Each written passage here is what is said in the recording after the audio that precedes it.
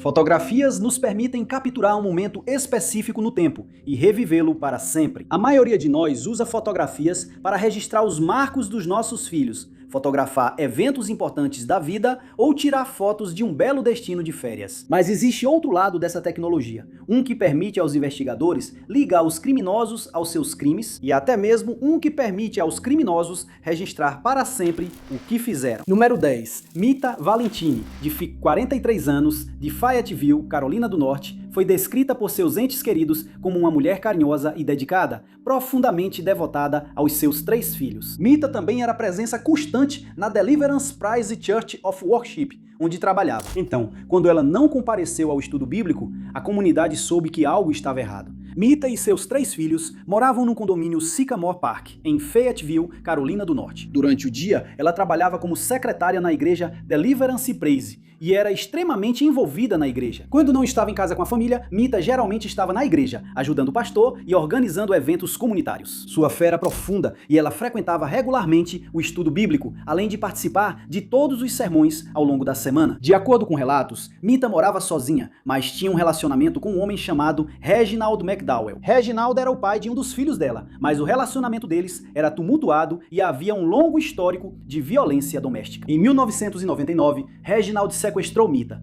Alguns relatos dizem que ele também sequestrou o então namorado dela, o que resultou em uma sentença de 15 anos de prisão. Parece que os dois já tinham sido um casal antes do sequestro, mas o relacionamento terminou algum tempo antes de 1999. Em 2011, Reginald foi libertado e os dois reataram. De acordo com o Charlie Project, o casal teria terminado no início de outubro de 2014. No dia 28 de outubro de 2014, Mita ligou para sua mãe por volta das 22h30 do seu condomínio. E durante a ligação, sua mãe percebeu que ela estava falando de forma estranha, em enigmas, mas não insistiu no assunto. No dia seguinte, a igreja realizou seu estudo bíblico habitual, mas percebeu que havia uma pessoa faltando, Mita. Isso era altamente incomum e a igreja entrou em contato com a família dela imediatamente. Quando ninguém conseguiu contato com ela, a polícia de Fayetteville foi chamada e uma investigação foi aberta. Apesar das investigações, a polícia descobriu que, nas semanas anteriores ao seu desaparecimento, Mita estava muito assustada, frequentemente pedindo para as pessoas da igreja acompanhá-la até sua casa. Um dos vizinhos dela também observou que pouco antes de desaparecer, Mita se recusou a deixar Reginald entrar em seu apartamento. Devido ao histórico de violência, os investigadores imediatamente voltaram sua atenção para o ex-namorado dela, mas tiveram dificuldades, pois havia uma clara falta de evidências. Equipes de busca foram organizadas, mas com o passar das semanas, não havia sinal dela. Semanas se transformaram em meses e ainda não havia sinal de Mita. Pouco depois do desaparecimento dela, seu ex-namorado Reginald fugiu do estado e cortou a comunicação com sua família em Fayetteville. A polícia acreditava que o caso ficaria sem solução, mas isso mudou quando analisaram as imagens das câmeras de segurança do lado de fora do apartamento de Mita. No dia 28 de outubro, um dia antes de desaparecer, Mita pôde ser vista correndo para dentro do prédio onde ficava seu apartamento por volta das 17h30. À medida que as imagens continuam, Reginaldo, seu ex-namorado, pode ser visto correndo atrás dela para dentro do prédio. Em março de 2018, as acusações contra Reginaldo foram finalmente apresentadas, colocando fim a uma investigação de 4 anos. Infelizmente, Reginaldo McDowell ainda está foragido, com o estado da Carolina do Norte empenhado em ajudar a encontrá-lo e levar seu caso diante de um juiz. Acredita-se que Reginaldo esteja em Nova York e será extraditado assim que for encontrado. Qualquer pessoa com informações deve entrar em contato com o Departamento de Polícia de Fayetteville pelo número 910-433-1529, mencionando o número do caso 14.032, 14.032.112. Número 9. Em 2006, Jodi Arias, de 26 anos, estava em busca de uma nova oportunidade. Ela havia trabalhado em vários empregos durante a adolescência e o início dos seus 20 anos e queria algo em que pudesse realmente se dedicar. Foi então que ela descobriu uma vaga de vendas em uma empresa chamada Prepaid Legal Services. Jodi adorava seu novo emprego e gostava do fato de poder viajar pela costa oeste. Em setembro daquele ano, Jodi participou de uma conferência da empresa em Las Vegas e teve contato com muitos dos executivos da empresa. Foi também nessa conferência que ela conheceu Travis Alexander, outro vendedor da empresa. Os dois se deram bem imediatamente, e a conexão foi intensa e instantânea. Os dois passou o fim de semana juntos, e concordou que gostaria de continuar se encontrando depois. Apesar de Jody morar na Califórnia e Travis no Arizona, o relacionamento deles continuou forte, com Jody chegando até a se converter à Igreja dos Santos dos Últimos Dias por causa dele. No verão de 2007, após apenas alguns meses juntos, Travis terminou com Jody. O relacionamento deles tinha sido incrivelmente intenso em tão pouco tempo, e Travis não tinha certeza de onde queria chegar com aquilo. Infelizmente, Jody não lidou bem com o término e começou a mandar mensagens para Travis constantemente. Então, poucas semanas após o término, Jody se mudou da Califórnia para Mesa, no Arizona, onde Travis morava. Enquanto morava em Mesa, Jody aparecia na casa de Travis sem avisar e entrava sozinha. O casal tinha um relacionamento de idas e vindas, com Travis ficando com Jody de forma casual. Durante esse período, Travis também começou a sair com outra mulher, o que deixou Jody ainda mais furiosa. Seus amigos até alegaram que seus pneus foram cortados por ela em uma tentativa de vingança. Em junho de 2008, parecia que os dois tinham seguido em frente, mas registros telefônicos mostraram depois que eles continuaram ficando de forma casual. Naquele mês, Travis deveria participar de um retiro da empresa em Cancún, no México, mas ele não apareceu e ninguém conseguia contato com ele. Quando o fim de semana acabou, os amigos de Travis decidiram visitar a casa dele, pois as preocupações estavam aumentando. Quando chegaram à casa dele em 9 de junho, eles se depararam com uma cena de crime sombria. Travis foi encontrado no banheiro principal, tendo sofrido muitos ferimentos por perfuração. Quando a polícia chegou, eles descobriram que Travis estava morto há vários dias e que alguém tinha tirado a vida dele.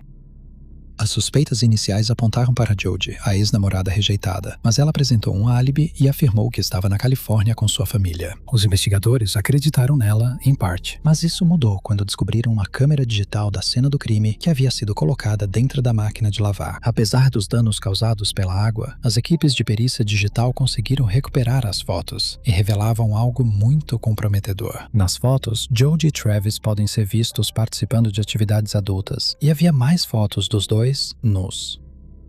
Eles também descobriram a última foto já tirada de Travis, e ao continuarem olhando, encontraram outra foto dele coberto de sangue. Isso, junto com outras evidências forenses, foi suficiente para a polícia prender e acusar Jody de tirar a vida de seu ex-namorado. Após um longo julgamento, Jody foi condenada à prisão perpétua sem possibilidade de liberdade condicional. O caso dela deixou o país em frenesi devido à sua boa aparência, mas essa publicidade ofuscou a gravidade do caso. Travis Alexander deve ser lembrado em tudo isso, em vez de permitir que manchetes sensacionalistas dominem esse caso.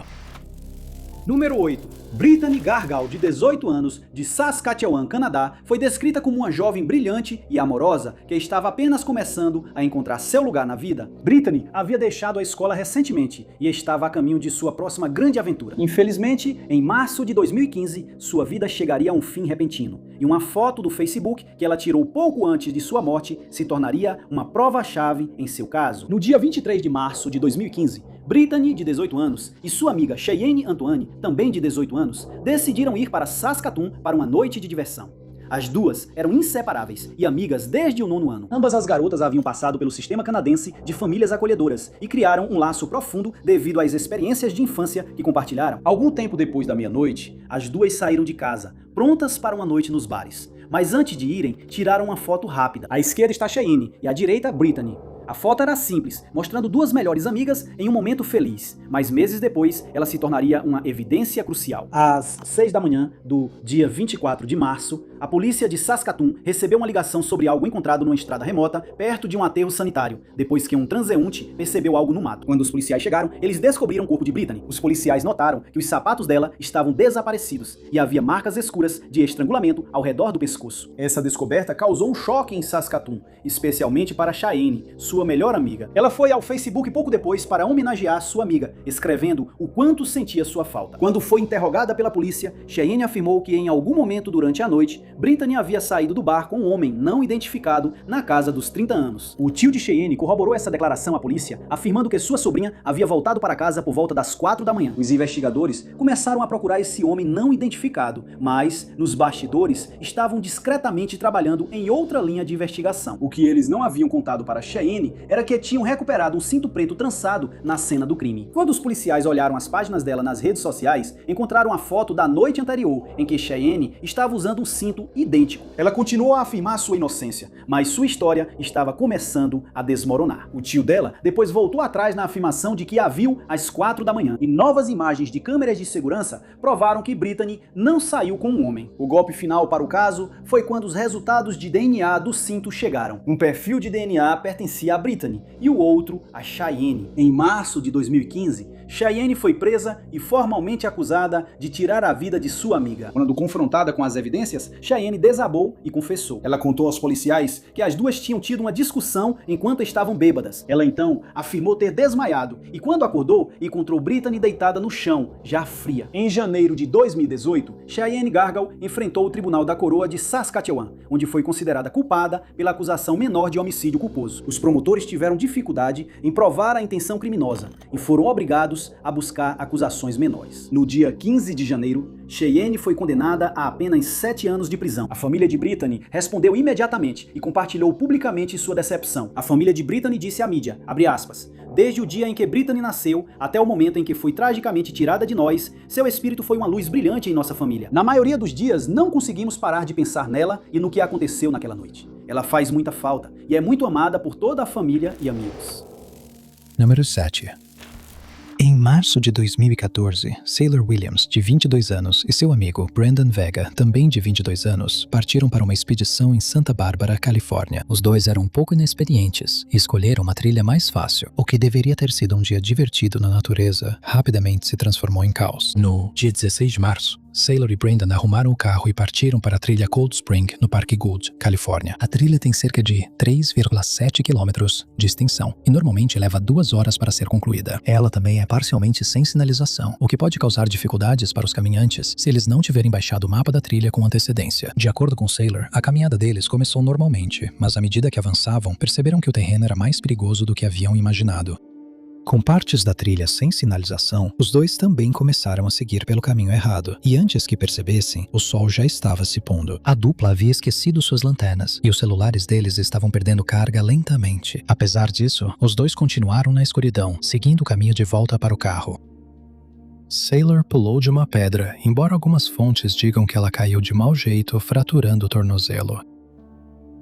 Sendo um bom amigo, Brandon tentou carregar Sailor, mas as condições eram muito difíceis e os dois caíram, causando mais fraturas no pulso e no braço de Sailor, além do outro tornozelo. Os dois estavam agora em uma encruzilhada e decidiram que Sailor deveria ficar enquanto Brandon ia buscar ajuda. As fraturas, junto com a falta de comida e água, começaram a afetar Sailor e ela sentia que estava perdendo e recobrando a consciência. Quando a noite caiu e nenhuma ajuda havia chegado, Sailor acreditou que estava condenada. Ela também havia se esquecido de levar roupas quentes ou um cobertor, ficando exposta aos elementos.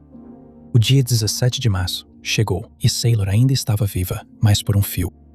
Exausta e incapaz de falar, ela ficou deitada ali no mato, esperando que alguém a ajudasse. Mais tarde naquela manhã, 3 caminhantes que faziam a trilha Cold Spring pararam para tirar algumas fotos. Mas quando olharam o celular, viram uma massa vermelha no fundo do penhasco. Preocupado, o grupo chamou os funcionários do parque e em menos de 1 hora, as equipes chegaram ao local. Após a investigação, aquela massa vermelha era o cabelo de Sailor. Quando a equipe de busca e resgate finalmente encontrou Sailor, ela estava em um estado muito ruim e precisava de comida e líquidos imediatamente. Ela foi levada às pressas para o hospital, onde descobriram a gravidade das suas fraturas. Felizmente, Sailor se recuperou completamente. Ela comentou à mídia que seu cabelo tingido de vermelho foi o único motivo pelo qual ela foi avistada e aproveitou para agradecer aos trilheiros que encontraram. Infelizmente, Brandon não sobreviveu após se perder na região selvagem de Santa Bárbara, enquanto procurava ajuda para seu amigo. A família de Brandon até adiou o funeral dele até que Sailor estivesse bem o suficiente para comparecer. A família dele quer que ele seja lembrado como um jovem bondoso e corajoso, cuja vida terminou cedo demais. Ele faleceu tentando salvar seu amigo, uma honra que Sailor não toma como certa. Número 6. Juan Catalán levava uma vida normal e estável em Los Angeles, Califórnia. No final dos anos 90, Juan teve sua filha, Melissa, e desde o momento em que ela nasceu, ela se tornou o seu foco principal. Em 2003, Juan e Melissa já tinham estabelecido uma rotina sólida e a maneira favorita deles de passar o tempo juntos, pai e filha, era assistindo aos jogos do Los Angeles Dodgers. Em agosto de 2003, Juan foi preso por um crime que afirmava não ter cometido e seu amor pelo Los Angeles Dodgers acabaria desempenhando um papel em sua defesa. Agosto de 2003, Juan estava relaxando em casa, aproveitando o calor do verão com sua família, quando ouviu uma confusão do lado de fora. Quando olhou pela janela, percebeu que uma equipe da SWAT estava invadindo sua propriedade. Em questão de segundos, os policiais arrombaram a porta e exigiram que ele se deitasse no chão. Confuso, mas sem querer se colocar na linha de fogo, ele se rendeu e foi levado para a delegacia. Lá, os policiais apresentaram suas acusações e os motivos da prisão. No início daquele ano, em maio, Marta Puebla foi encontrada morta do lado de fora de sua casa.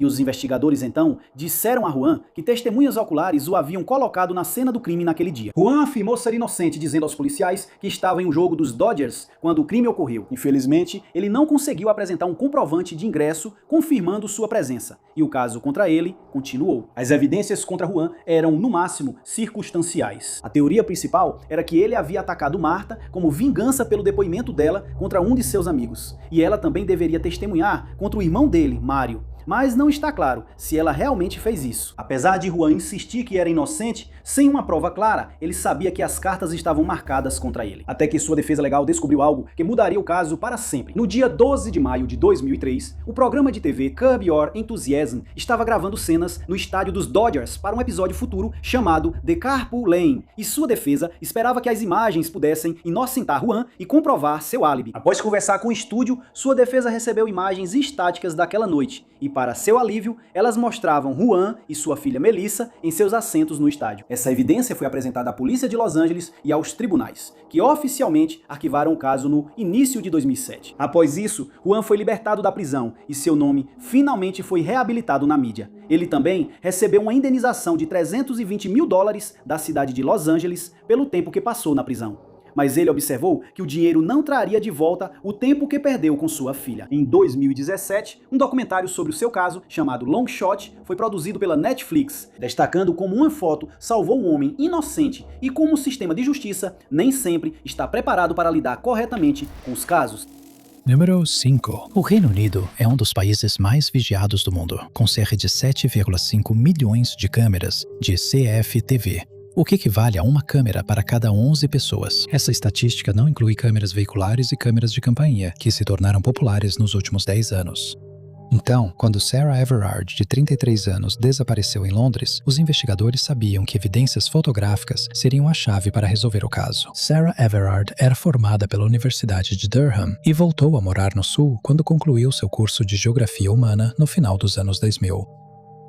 Em 2021, ela havia conseguido um emprego em uma agência de mídia e era responsável pelo marketing digital. Ela era excepcionalmente boa no que fazia e adorava interagir com pessoas de diferentes partes do mundo. No dia 3 de março de 2021, Sarah acordou e foi trabalhar como de costume. Ela conversou com seu namorado durante o dia, assim como com uma amiga cuja casa ela visitaria mais tarde. Por volta das 17h, Sarah saiu e foi para a casa dessa amiga em Clapham, no sul de Londres. Segundo relatos, Sarah e sua amiga comeram e conversaram antes de Sarah sair por volta das 21h. Ela morava em Brixton, a cerca de 10 milhas de Clapham, com fácil acesso graças à maravilhosa infraestrutura de transporte de Londres. Pouco antes das 21h30, ela ligou para seu namorado, que se tornaria seu último contato conhecido. Sarah não apareceu no trabalho no dia seguinte, algo que era extremamente incomum para ela. À medida que o dia passava sem notícias, seus empregadores entraram em contato com a família dela, que por sua vez entrou em contato com a Polícia Metropolitana. Só no dia 6 de março,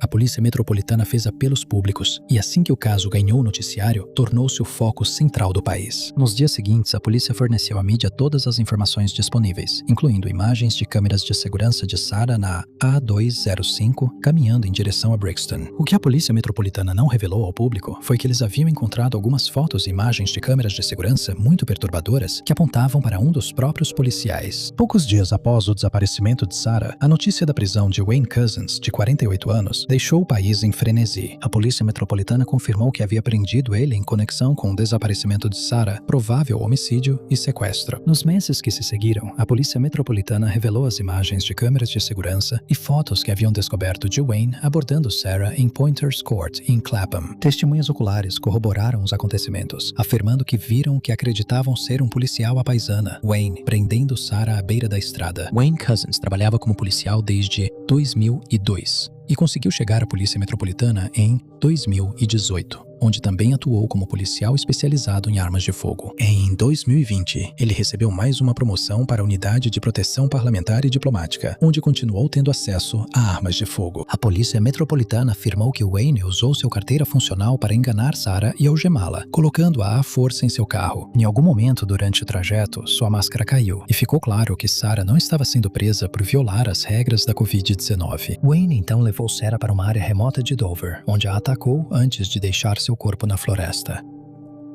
As evidências fotográficas e das câmeras de segurança foram vitais no caso de Sarah e permitiram que a Polícia Metropolitana construísse um caso sólido contra Wayne. Em setembro de 2021, Wayne Couzens foi considerado culpado por tirar a vida de Sarah. No tribunal, foi revelado como ele planejou encontrar e atacar uma jovem vulnerável naquele dia.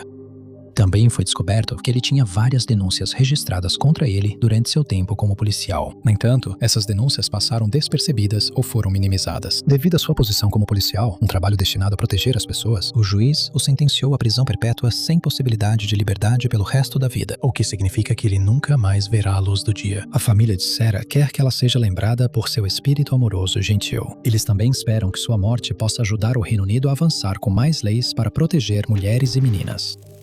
Número 4. Russell Williams já foi um dos militares mais condecorados do Canadá e ocupava um alto posto nas Forças Armadas.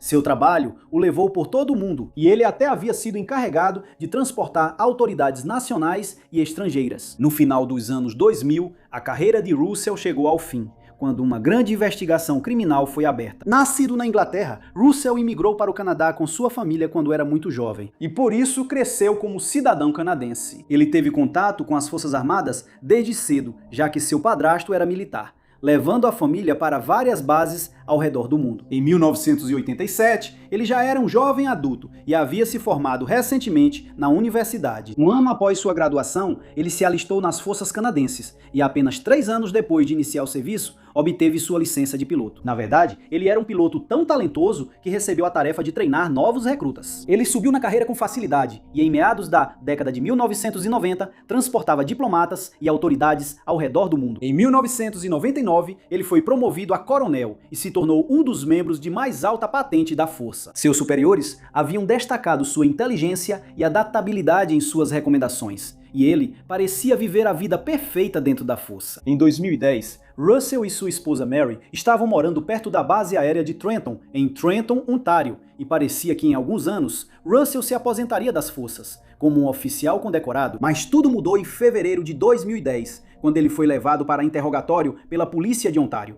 No início daquele mês, Jessica Lloyd, de 27 anos, desapareceu de sua casa em Belleville, Ontário, sob circunstâncias bizarras. Do lado de fora da casa dela, os investigadores encontraram marcas de pneus de um Nissan Pathfinder na neve. Por acaso, um policial passou pelo carro de Russell e percebeu que eles pareciam com os encontrados do lado de fora da casa de Jessica. Quando foi inicialmente levado para interrogatório, ele negou tudo, mas ao ser confrontado com as provas forenses, ele cedeu. Russell admitiu ter sequestrado Jessica e abandonado o corpo dela em um local remoto. Mas esse não foi o único crime que ele admitiu. E não só isso, ele contou aos policiais que havia tirado fotos em todas as cenas de seus crimes. E, nas próximas 10 horas, ele entrou em detalhes minuciosos sobre seus crimes, incluindo o homicídio não solucionado da Cabo Marie France Comeau, que foi encontrado em sua casa em novembro de 2009. Ele também admitiu ter invadido as casas de 82 mulheres para roubar suas roupas íntimas. Ele fotografou todos esses crimes, incluindo os homicídios, para poder revivê-los sempre que quisesse. Com o passar dos meses, Russell observou que seus impulsos ficavam cada vez mais fortes e seus ataques aumentaram. Ele também admitiu que usou sua patente e inteligência para acessar os registros de voo de Marie e saber quando ela estaria sozinha em casa. Os investigadores conseguiram recuperar milhares de fotografias que Russell havia tirado no local, o que reforçou ainda mais sua culpa. Em outubro de 2010, Russell Williams foi condenado à prisão perpétua com um mínimo de 25 anos antes de ter direito à liberdade condicional. Como resultado de seu julgamento, Russell foi destituído de seus títulos e dispensado das Forças Armadas do Canadá. Número 3. No verão de 1984, Sherry Miller, de 21 anos, trabalhava em um bar em Los Angeles chamado Meat Market para conseguir se sustentar. Ela era descrita como feliz e inteligente e estava começando a fazer planos para o resto da sua vida. Sherry queria ser modelo e achava que Los Angeles seria o lugar perfeito para divulgar seu portfólio. Numa noite de julho daquele ano, Sherry começou mais um longo turno no bar quando William Bradford entrou. Ele sentou-se no bar e foi muito educado com Sherry, e depois de um tempo, os dois começaram a conversar.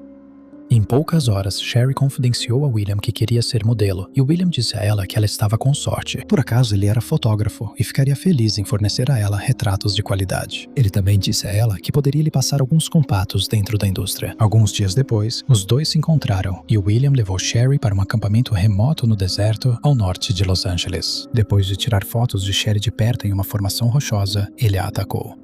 Quando terminou, ele colocou os restos dela em seu carro e os descartou em um estacionamento em algum lugar de Hollywood. Quando o corpo dela foi encontrado, todas as suas tatuagens e informações de identificação haviam sido removidas, levando-a a ser chamada de Jane Doe número 60. A polícia de Los Angeles teve pouco tempo para descansar, pois 2 semanas depois, o corpo de Tracy Campbell foi encontrado em um acampamento no deserto, o mesmo onde William havia fotografado Sherry. Mais tarde, descobriu-se que William havia atraído Tracy sob o mesmo pretexto, um ensaio fotográfico e uma oportunidade para impulsionar uma jovem carreira de modelo. Apenas algumas semanas depois, William passou a ser suspeito pela polícia de Los Angeles, já que ele havia sido o último a ver Tracy com vida. A suspeita era tão grande que os investigadores solicitaram ao juiz um mandado de busca para o apartamento dele. Quando os policiais encontraram centenas de fotografias de mulheres jovens em poses de modelo. Uma das fotos tinha uma forte semelhança com Jane Doe número 60, encontrada em julho, e William foi preso. Os investigadores confirmaram posteriormente que algumas das fotos eram realmente de Sherry Miller. Eles também estavam preocupados com o bem-estar de pelo menos 50 mulheres que ele havia fotografado nas décadas de 1970 e 1980. O processo contra ele foi bizarro, pois ele escolheu atuar como seu próprio advogado e contratava e demitia advogados constantemente. No final, William admitiu sua própria culpa quando disse ao tribunal: "Pensem em quantas vocês nem sequer sabem. Você está absolutamente certo." É isso. Após um longo julgamento devido ao comportamento de Williams, ele foi considerado culpado em ambos os casos e condenado à pena de morte. Ele foi enviado para San Quentin e faleceu aos 61 anos, em 2008. Em 2006, o Departamento de Polícia de Los Angeles, LAPD, lançou um apelo para identificar as mulheres nas fotos de Williams, e em poucas semanas, eles identificaram 31 delas. Acredita-se que Williams seja culpado por tirar várias outras vidas, e esperamos que o sistema de justiça possa proporcionar um desfecho para essas famílias.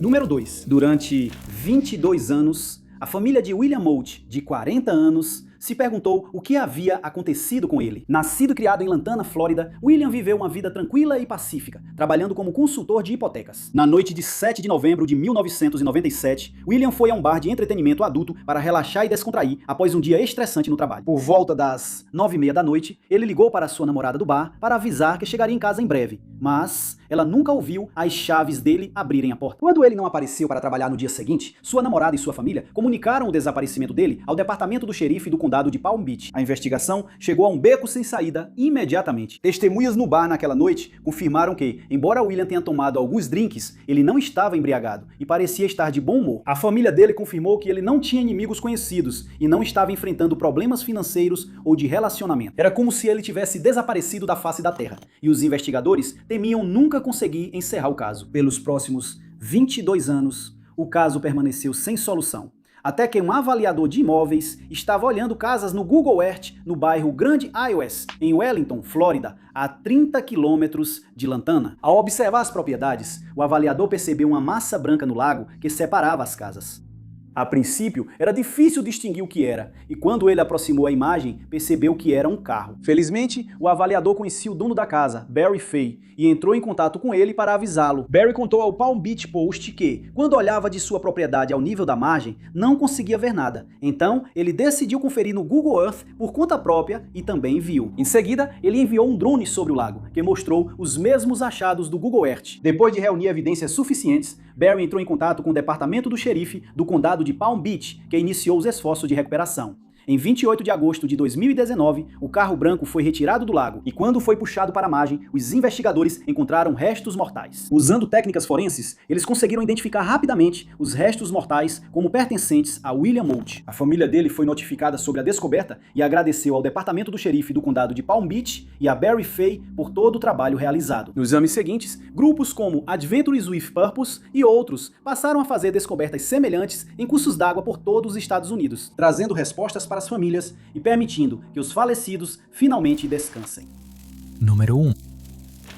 O Google Maps permite que qualquer um de nós, em qualquer lugar do mundo, pesquise qualquer endereço que quiser em imagens de diferentes épocas. Alguns de nós procuramos nossas casas de infância para ver como elas mudaram ao longo dos anos. Outros olham escolas, antigos comércios e até usam o serviço para encontrar novos lugares para ir. Em 2010, investigadores na Carolina do Sul recorreram à tecnologia para ajudá-los a identificar um possível suspeito. Em 30 de julho de 2010, Edgar Lopes e Pablo Gutierrez Guzmán foram encontrados em uma propriedade em Richland, Carolina do Sul, mortos por arma de fogo. A morte deles chocou a comunidade local e todos se perguntavam quem seria capaz de algo assim. Nenhum dos dois homens tinha inimigos conhecidos e eram amados por seus amigos e familiares. Durante a investigação inicial, testemunhas próximas à propriedade conseguiram fornecer uma descrição que o departamento do xerife do condado de Richland transformou em um retrato falado. Apesar do esforço dedicado ao caso, ele esfriou. Isso até que um nome chamou a atenção deles: Leslie Todd Parvin.